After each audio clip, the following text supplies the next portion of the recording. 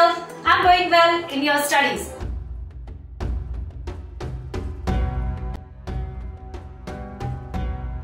So let's begin the first topic of this chapter, that is the sources to understand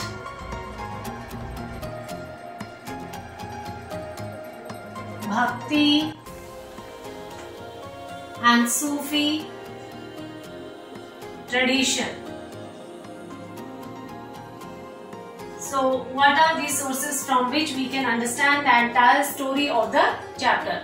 So these sources are texts written by saints or their followers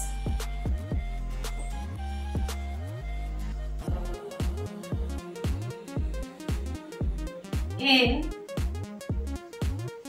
various tradition like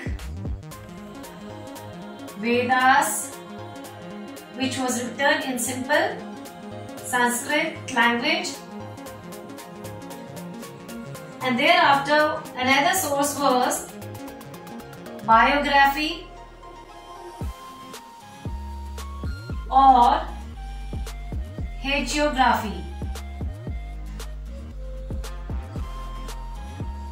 This hagiography is the biography of any saint or priest with his or her great achievement.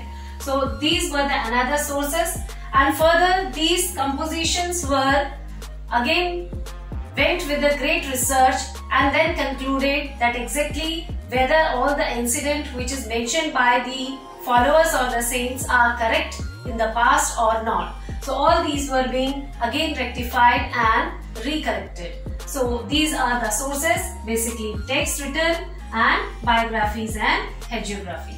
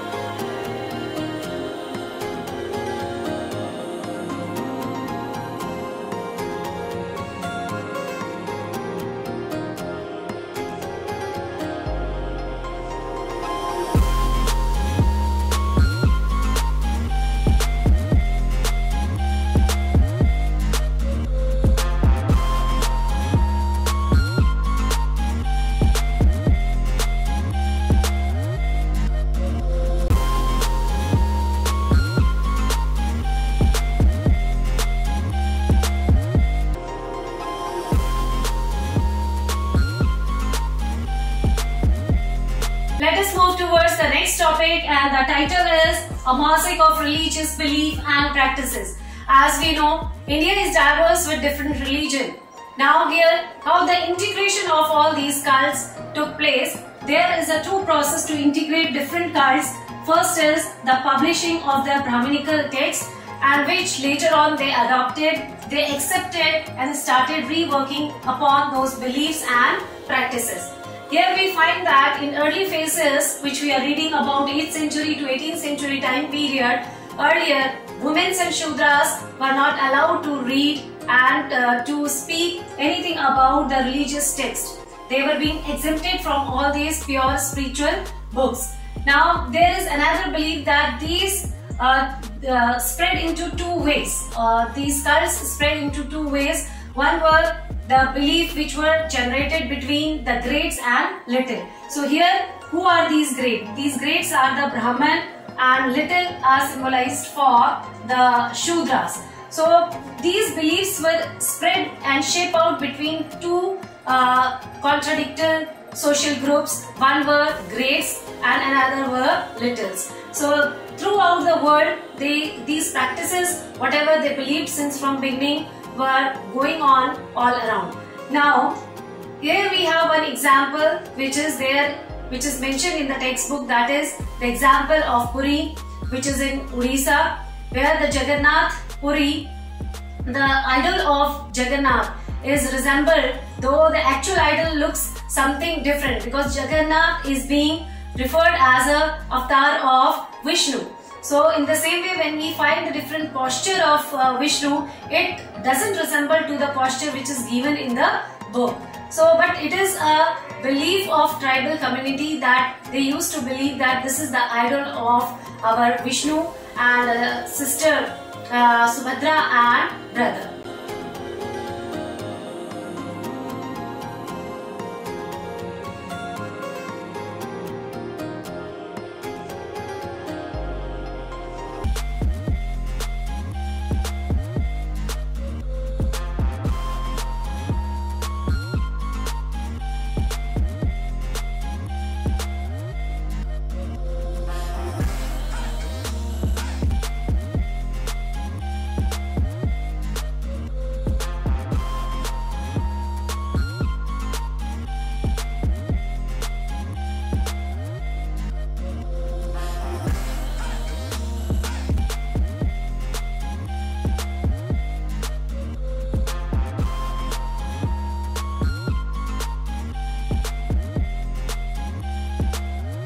Ever wonder why the main shrine of Puri, Lord Jagannath Krishna along with his siblings, Lord Balram and sister Subhadra Devi travel in Rath to Gudichi Mandir?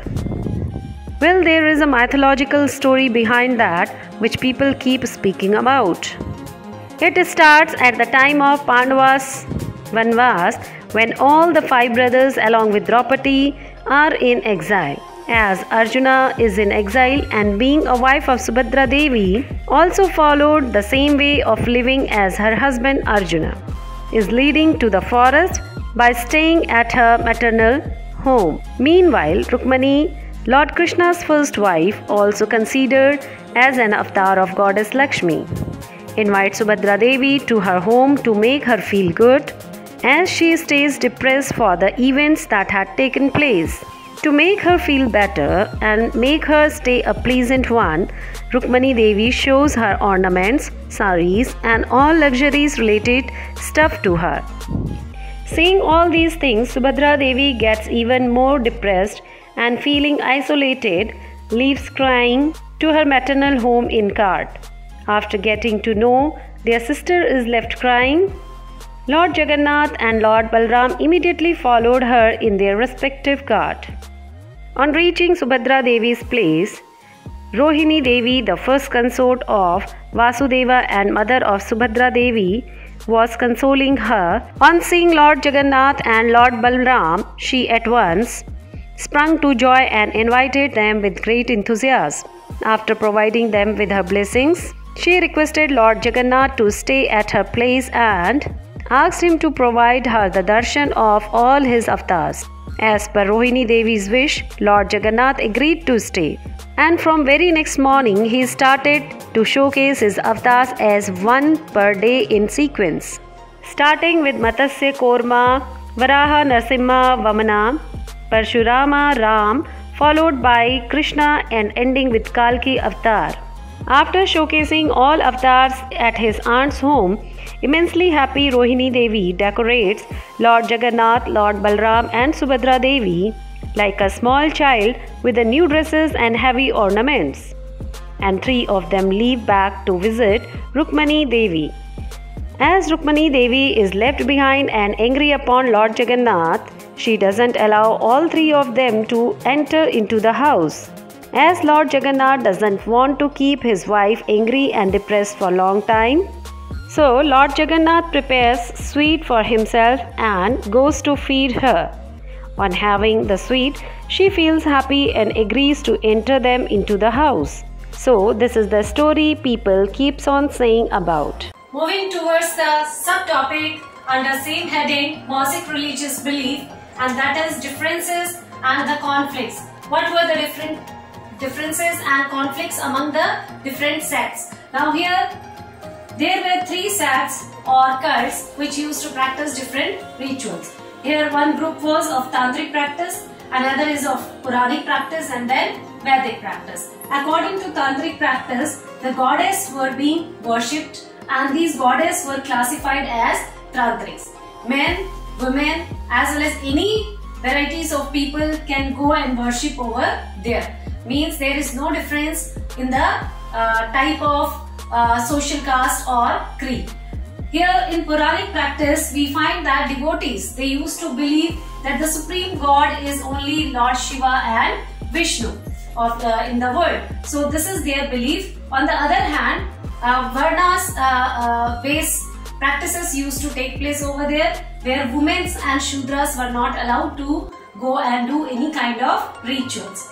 Here basically in Tantric, people used to do sacrifices, they used to chant mantras and a lot many other rituals they used to conduct. Whereas in the Puranic practice, they were not in the favor of any sacrifices. Now towards the Vedic tradition, we find that the main deities were Agni, Indra and Soma. And for these, they believe that it doesn't require any kind of sacrifice or any kind of mantras. Here, everyone allowed to go except men and Shudras, just like the Puranic practice. So in this way, we find that in spite of diverse with several religions, we have different beliefs, we have difference in the belief as well as we have conflict.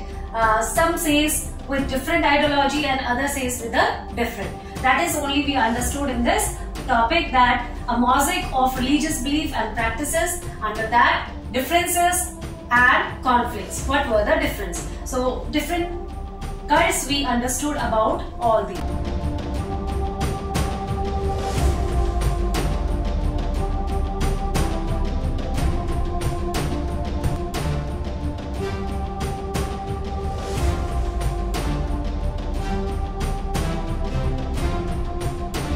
To understand the different worship practices of the same god, we took the example of Puri Jagannath, and Puri Jagannath is a very popular temple situated in Puri in Orissa.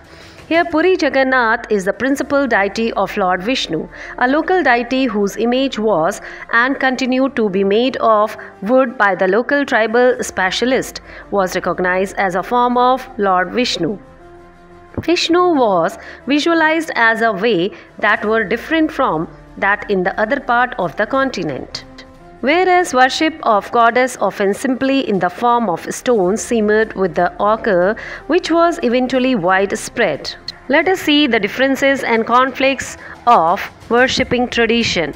Often associated with the goddess were the form of worship that were classified as tantric. These tantrics were practiced widely in several parts of the subcontinent, where men and women were allowed to do the practice of this tradition. This traditional people, they ignored the differences of the caste and class. These were influenced by the Shaivism as well as Buddhism, came to be classified as Hindu over the course of the end of next millennium. Let us see towards differences. The principal deities of Vedic Panthis were Agni, Indra and Somas, and all, while we can catch a glimpse of Vishnu, Shiva and goddess in Vedic mantras. These have little in common with the collaborate Puranic mythology. The Vedas continue to revered as authoritative. Ideology of Bhakti movement. Here, the existence of Supreme God focused on social and religious equality, which challenged the priestly class and complex rituals.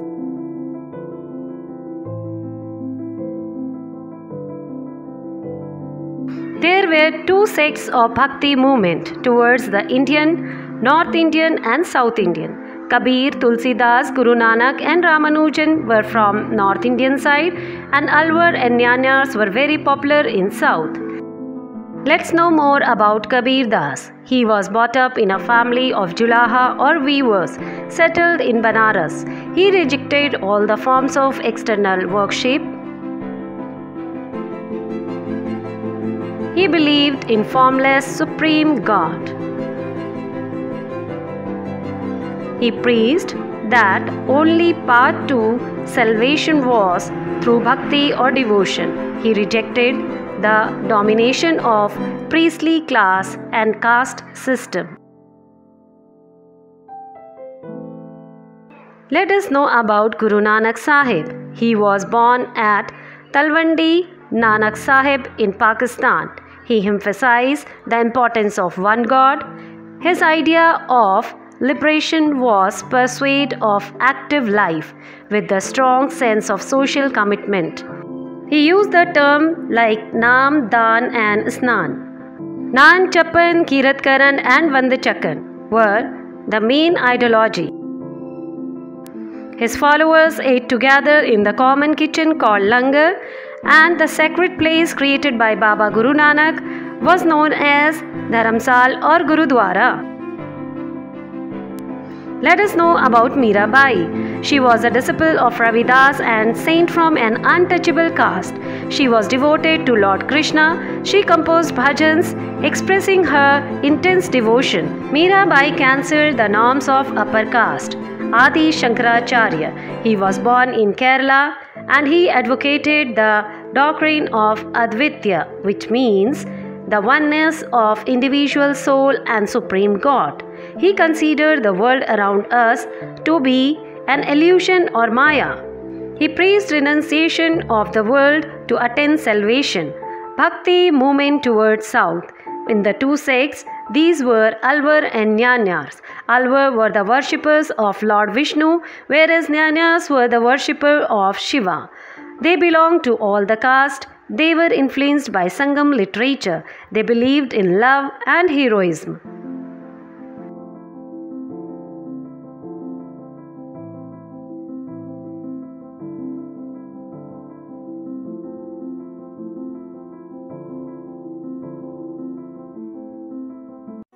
The Alvars and Jnanias of Tamil Nadu. Alvars were those who immersed in the devotion of Vishnu. Jnanias were the leaders who were devoted towards Shiva. They traveled from place to place singing hymns in Tamil in praise of their god. They identified certain shrines as abode of their chosen deities. Very often, large temples were later built at these sacred places. These developed later as a center of pilgrimage. Singing composition of these poets, saints became the part of their temple rituals. Let us see the attitude towards the caste by the Alvars and Jnanias. Initially, a movement of protest against the caste system and dominance of Brahmins was done by Alvars and Jnanias. At least, attempt of reform the system. Bhaktas hailed from diverse social background, ranging from Brahmins to artisans and cultivators and even from caste considered untouchable. Compositions like Divya Prabandham was frequently described as Tamil Veda, thus claiming that text was significant as 4 Vedas in Sanskrit that were cherished by Brahmins. Now let us have a look upon women devotees towards the Bhakti era. Striking feature of this tradition was presence of women. Composition of Andal, a woman Alvar, were widely sung and continue to be sung to date. Andal saw herself as a beloved of Vishnu. Her verses express her love for the deity. Another woman devotee towards south was Karaikal Amaivar. A devotee of Shiva adopted the path of extreme asceticism in order to attain her goal. These women renounced their social obligations but did not join an alternative order or became nun. Let us have a look upon religious tradition with the states. If we see first millennium CE, several important chiefdoms, they play very important role to emphasize upon the Bhakti movement towards the south region. Around 6th to 9th century CE, we find the evidence for the states including those of Pallavas and Pandyas who promoted Bhakti movement. Buddhism and Jainism had been prevalent in the different regions for several centuries. Also, we find religious tradition, they received occasional royal patronage. Other critical relation which we find that one of the major theme in Tamil hymn is poet opposition to the Buddhism and Jainism. This marked the composition of Jnaniar. Historian explain the reason due to composition between member of other religion tradition for royal patronage. Evidences we can find in powerful Chola rulers around 9th to 19th century, supported by Brahmical and Bhakti tradition, making land grants and constructing temples in the name of Vishnu and Shiva. Shiva temples, including those of Chittambaram, Tanjore, and Gangekondala Cholapuram, were constructed under the patronage of Chola rulers. Representations of Shiva we can see in the bronze sculptures. The Veer Shiva Karnataka. Around 12th century emerges a new movement in Karnataka led by Brahmana named Bhasvasana. Initially he was a Jain and a minister in the court of Chalukya king. His followers were known as Veer Shiva, means hero of Shiva. Another group of followers were Lingyat. These were wearer of the Linga. They worship Shiva in the manifestation as Linga, and men usually wear a small Linga in a silver case on loop strung over the left shoulder. Those who were revered include Injagamma or wandering monks. The Veer Shiva Karnataka Lingyats, they believe that on death the devotee will be united with the Shiva and will not return in this world. Therefore, they do not practice funeral rites such as cremation prescribed in Dharmashastra. Instead, the ceremonial bury their dead. The challenges of this idea was towards the casteism and pollution. It was questioned on the theory of rebirth and was encouraged with the certain practices which was disapproved in the Dharmashastra after understanding of Veer Shiva's tradition, which is derived from Vachanas. Let us see the religious fragment in North India. North India deities such as Vishnu and Shiva are worshipped in temples. Several Rajput states emerged and they promoted the worshipping of Lord Vishnu and Shiva. Brahmins occupied position of importance at that time. There seems to have been a little or no attempt to challenge their position directly. Religious leaders who did not function within the orthodox or Brahmical frame were gaining ground. These includes Naths, Yogis and Siddhas and artisanal groups. All these practices were very popular towards the northern India in the part of Bhakti movement. So let's begin another interesting topic in this module, that is new strands in the fabric of Islamic tradition. Here we need to understand two very important topics, that is faith of ruler and subjects. Thereafter the practices of Islam which was there in our country. So as we know, on one hand the practice of Bhakti movement was going on towards both South India as well as North India. We find several deities were being worshipped and several ideologies came up with a different religious belief. Now on the other hand, we notice that some outsiders, when they invaded our country and settled in our country, they started their own religion, they promoted their own religion, and with this we find Islamic religion, a new religion apart from Hinduism, Jainism and Buddhism. So let us see what were the role of rulers and their settlement. We know that Arab merchants and Central Asian people, they have great curiosity to come across our country and they have invaded our areas and they settled in the different part of our country. We know that Arab merchants, they settled towards the western coast of the country, and all these Central Asian people who arrived and they settled towards the northwest part of our country. Thereafter in year 711, around that time period, we find one of the Arabian merchant and general. His name was Muhammad Qasim. He conquered the Sindh area and then settled in India and established Delhi Sultanate. After the settlement of these Arabian people, we find that Islamic religion was also started spreading in our country. And in what way it started spreading? In the beginning, they did not impact upon our own culture and tradition. They started giving us freedom for implementing our own culture, tradition as well as religious belief. And for that they started taking a text that is very popular and that is called as Jizya text. So Jizya is a text which was paid by non-Muslims so that their traditional rights and traditional beliefs can be practiced and can be continued under the Mughal rulers, or we can say Arabian rulers. So in this way, these faith of the rulers and subject matter which included in our country we came to know about. Now let us see some of the religious belief of Islam. As we have studied in our previous classes also, that these people, they used to believe in giving alms, that is called as zakat, and they used to worship only one God, and that is Allah, and they used to offer prayer 5 times in a day, as we do prayer 2 times in a day, like in the morning time and evening time. So Muslims or these Islamic people, they have custom under their 5 pillars of Islam, they need to worship at least 5 times in a day. Also, there is a trend of doing fasting during the pure month of Ramzan. Now, very important part in the Islamic religion is that throughout the life, once Islamic people must visit and must do the performance of pilgrimage to Makkah, and that is called as their Hajj Yatra. So once in a life, Islamic people must perform Hajj Yatra, and that is the visit from Makkah to Medina. So these are some of the popular beliefs of Islam.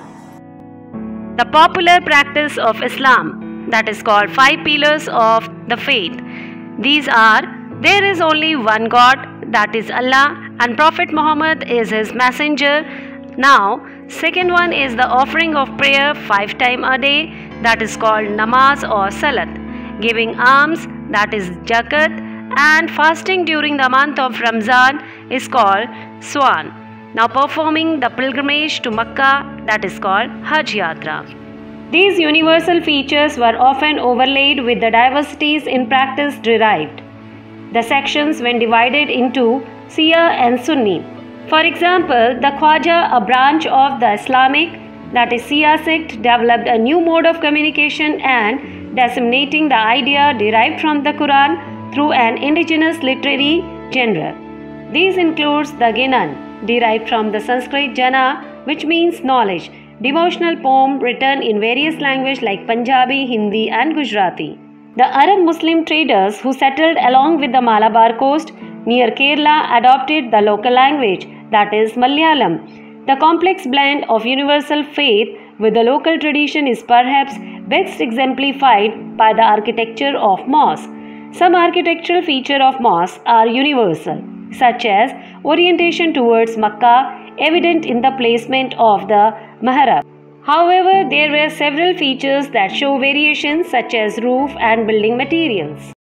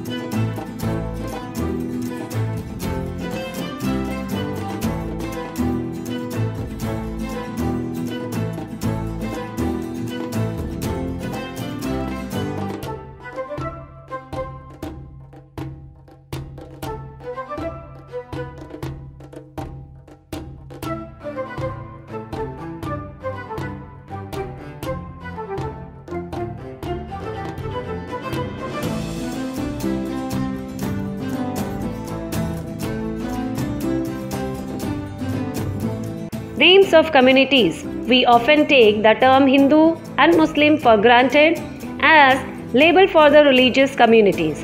Historians who have studied Sanskrit texts and inscriptions dating between 8th to 14th centuries pointed out that terms Musalman or Muslim was virtually never used. Turkish rulers were designated as Turksha and Tezika were the people from Tajikistan and Parshika were the people from Persia. These terms used for another people were applied for the new migrants. Turks and Afghans were referred as Shakas and Yavanas. Apart from Hinduism and Buddhism and Jainism, now we are covering the growth of Sufism in Bhakti and Sufi tradition. So here we need to understand first of all what is the meaning of Sufi. So Sufi means Islam. It is a group of Islamic religious minded people. It is a group of Islamic religious minded people and that is called as Sufis. Now here we find that these Sufis have certain belief and they also came up with their own ideology. Let us see what were those. They protested against the materialism. Materialism means storing of money and moving towards the materialistic world like houses, arranging luxurious pattern for life, that is called as materialism. So they were against of that. It means they used to follow simple life. Now they criticize the method of Quran and Sunnah. Sunnah means the tradition of Prophet Muhammad. Whatever they people used to follow is called as Sunnah. So they criticize both Quran as well as Sunnah. They believe that people can be great through their own practice, through their own deeds and through their own cultural habit. So in this way they criticize Quran and Sunnah. Thereafter we find that these Sufis, they organize several communities and for organizing several communities they organized Khankas. Khankas are basically controlled by sheikhs, mursid or murids. So these Khankas were established around 11th century in our country and where basically the Sufi people, they used to discuss about their religious practice and beliefs. So Khanka is the center where Sufi people used to organize their religious rituals. Let us see the growth of Sufism in India. The group of religious-minded people turned into protest against the growing of materialism and Khilafat as a religious and political institution of Sufi. They laid emphasis on seeking salvation through intense devotion and love for God by following His command. Sufi thus sought an interpretation of the Quran on the basis of personal experience. Khankas and Silsilas. 11th century, Sufism evolved into the well-developed movement with a body of literature on Quranic study and Sufi practices. Khankas basically is the community of Sufi and Sheikh, Pir and Murshid. These were the masters of the community. Murshid used to choose the disciples and Khalifa is called as the successor of their community. And Sheikh established rule for the spiritual conduct and interaction between the follower as well as master. So after watching the practice of Khankas towards the growth of Sufis, let us see one more practice which was very popular and that was Silsila. So what is the meaning of Silsila in Sufi? Silsila means a kind of link and chain between master and disciple. So here this chain remains very strong. It is their belief that the power of the master or the spiritual power of master gets transmitted to the devotee or the disciple. For that they need to pass on with certain ritual and they used to do that ritual. Under that ritual they used to take oath, they used to wear patched garments and also they used to shave their hairs. So these are the practice which comes under the Silsila. So Khanka is the place where they used to discuss about the rituals, they used to do the meditation or they used to discuss about the policies. And Silsila is a kind of practice where they want to continue their knowledge and they want to transmit that knowledge to their disciple or the followers. Now here, one more thing we need to understand. What happened if suppose any Pir or Sheikh, they used to die? What happened in that place? So according to this Sufi tradition and trend, we find that these Sheikhs, when they used to die, that place is regarded as Dargah, and that place later on become the center of devotion for all the followers who used to follow that particular sheikh or particular peer. So in this way we understood that in Sufis the death of any peer is regarded as a very holy place, and later on in the time period of 12th century that Dargah and became the place of pilgrimage for the Sufi people. The word silsila literally means a chain, which signifies continuous link between master and disciple, stretching an unbreakable spiritual genealogy to the Prophet Muhammad. Sufi silsila began to crystallize in the different part of the Islamic world around 12th century. When Sheikh died, the tomb shrine, which is called Dargah in Persian term, which means court, became the center of devotion for the followers. This encouraged the practice of pilgrimage or ziyarat to his grave, particularly on the death anniversary. Outside the khanqahs, many scorned khanqah and took the medicency and observed celibacy. They ignored rituals and observed extreme form of ascetism. They were known by the different names like Qalandar, Madris, Malan, Hadris. The Chisti in the subcontinent. So, who are these Chistis and when they migrated in India? These migrated around 12th century in India, and they equally adopted the environment as well as followed some of the Indian devotional tradition. Thereafter, we find that these Chisti, they also settled in the khanqahs. They have also established several khanqahs. Very popular one is Sheikh Muhyiddin Chisti's khanqah, which were very popular. Basically in the khanqahs, several rooms used to remain with the big hall. All the visitors and outsiders, they used to stay in those rooms and used to pray for long time. The Chisti accepted donation in the cash and kind.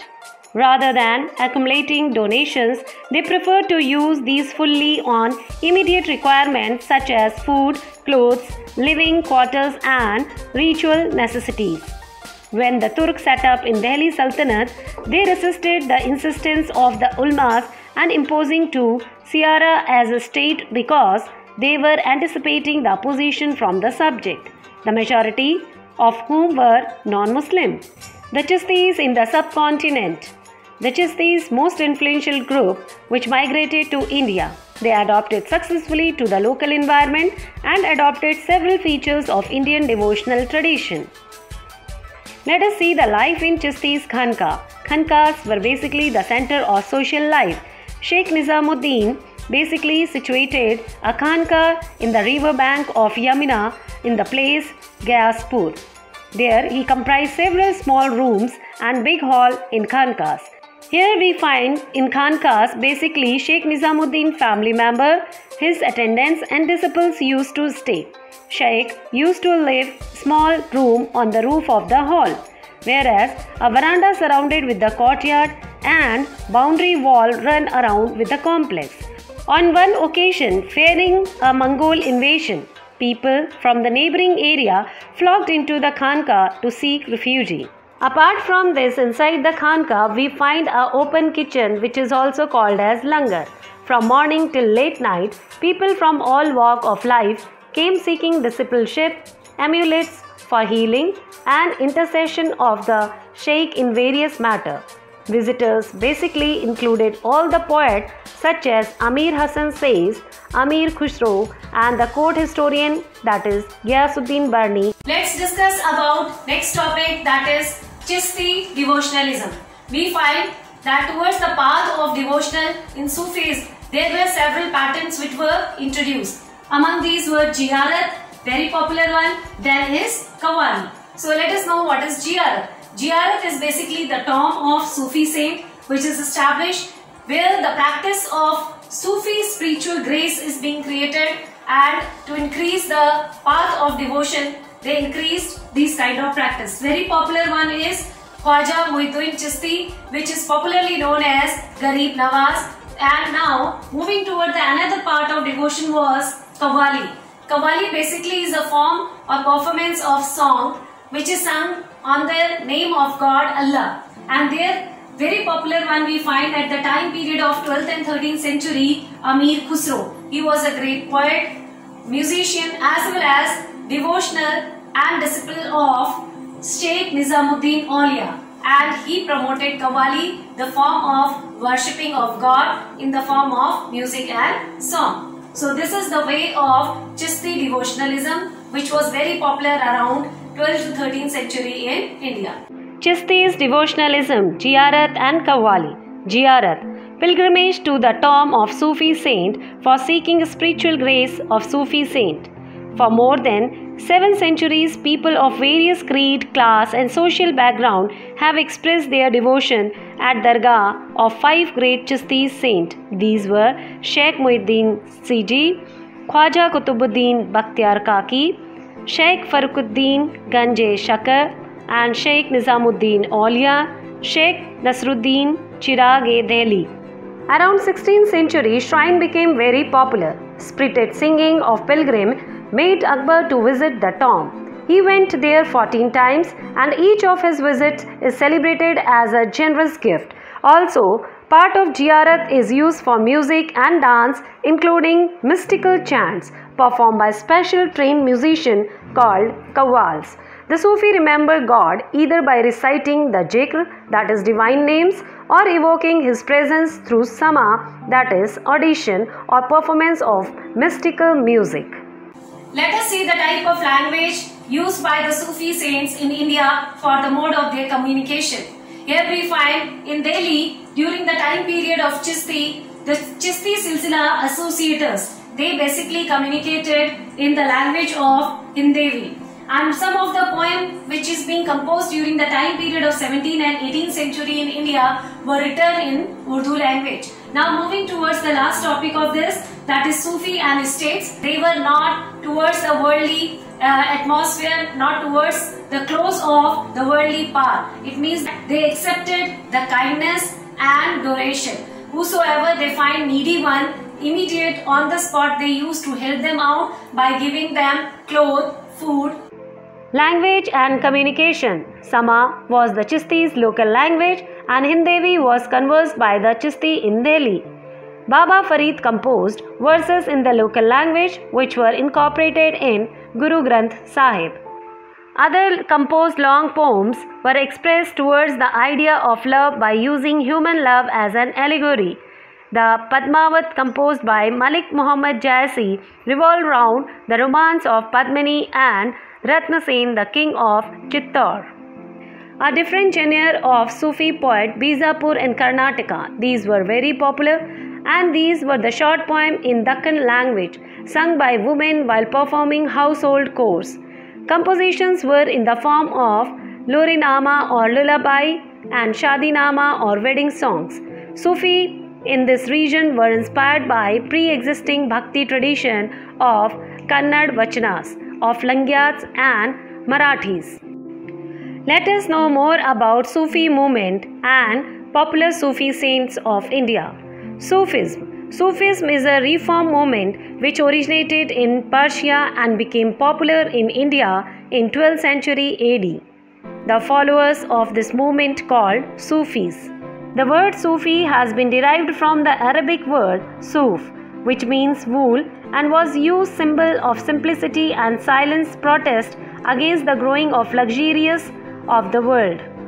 The Sufi protested against the materialism of the Khalifas as a religious and political institution. They insisted towards asceticism and mysticism. Sufism preached that God can only be reached through meditation, love and devotion. The Sufis opposed rituals and were tolerant towards other religions. The Sufis were organized into 12 orders or silsilas. The word silsila means chain, signifying a continuous link between the master and the disciple. The master or the leader of order was called as Sheikh in Arab or Pir and Mushrid in Persian. The Chishti Silsila is the most important Sufi order in India as they accepted successfully to the local environment and adopted features of devotional tradition of India. Some of the most important Sufi saints of India were Khwaja Muhyiddin Chishti, Baba Farid and Nizamuddin Aulia. Khwaja Muizuddin Chishti came to India around 1192 AD and settled in Ajmer. He preached that greater form of devotion to the God was through service of humanity. He dedicated his entire life to the service of mankind. He thus came to be known as Garib Nawaz or protector of the poor. He encouraged singing of devotional song and qawwali at gathering. Khwaja Muizuddin Chishti passed away in 1235 AD. The place of his burial at Ajmer is an important place of pilgrimage. Baba Farid was disciple of Khwaja Muizuddin Chishti. He preached that God is one and the importance of brotherhood. He encouraged people to live in simple life. He composed many verses in Punjabi which were recited both in Hindus and Muslims. Sultan Balban was devotee of Baba Farid. Nizamuddin Aulia was popular saint who came from Badaयूं and settled down in Delhi. He became the disciple of Baba Farid. He was against class and caste distinctions. He was popularly referred as Mehboob-e-Ilahi or beloved of God by his devotees. His dargah at Delhi is visited by both Hindu and Muslim. Saint Nagore Andavar belonged to 16th century. He was popularly known as Miran Sahib and Qadir Wali. The Kanduri or festival celebrated at Nagore is attended by the people of all religion. The dargah or shrine at Nagore is dedicated to him. Hindu influences are seen in architectural style of dargah and ritual performed such as applying of sandalwood paste, giving prasadam and tonsuring of the head. The Sufi movement tried to end exploitation of the masses by priestly class. The movement created awareness about evils of superstitious belief. The Sufi saint taught that there is only one God and all human beings are his children.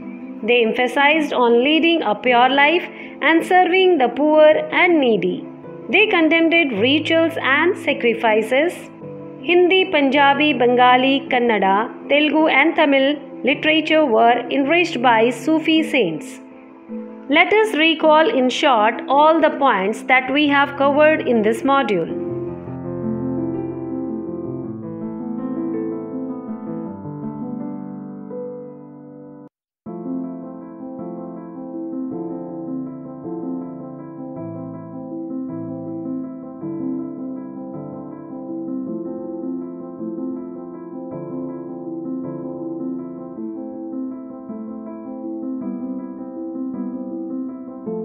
So that is the end of the chapter, dear children. Remaining chapter going to begin very soon. Till then, stay happy, stay healthy. Now it's time to do few questionnaire. First question is, where is Jagannath Temple located in India? Tamil Nadu, Orissa, West Bengal or Karnataka? Next question, combination and amalgamation of different religious group is called integration of cults, mosaic or none of these. Vishnu Bhakta saints were known as, options are Jnanyal, Vaishnav, Alvar or Jaimi. Next question, Alvar saints worshipped, options Lord Vishnu, Lord Lakshmi, Lord Indra or Lord Shiva.